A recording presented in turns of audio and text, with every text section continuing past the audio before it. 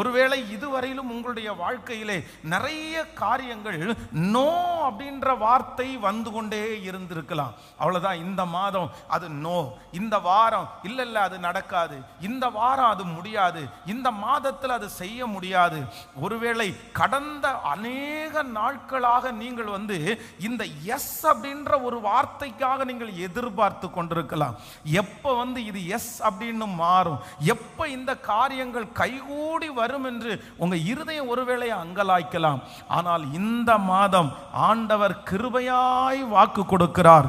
No அப்படின்னு சொன்ன அத்தனை காரியத்தையும் இந்த மாதம் கர்த்தர் எஸ் அப்படின்னு கர்த்தர் மாற்ற போகிறார். கர்த்தர் ஆம் என்று அதை கர்த்தர் ஆமோதிக்க போகிறார். நீங்கள் ஜெபித்த காரியம் இந்த மாதம் ஆம் என்று கர்த்தர் அதை நிலைப்படுத்த போகிறார்.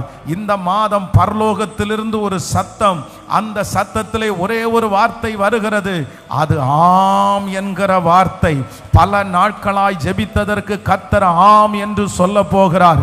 சில நாட்களாய் எதிர்பார்த்திருந்த அந்த காரியத்தை ஆமேன் நல்ல கரங்களை தட்டி ஆமேன் என்னுடைய வாழ்க்கையில இருக்கிற எல்லா நோ என்கிற அந்த காரியத்தை கர்த்தர் மாற்றி இந்த மாதம் எஸ் அப்படின்ற வார்த்தையை கர்த்தர் தருவேன் என்று வாக்கு கொடுக்கிறார்.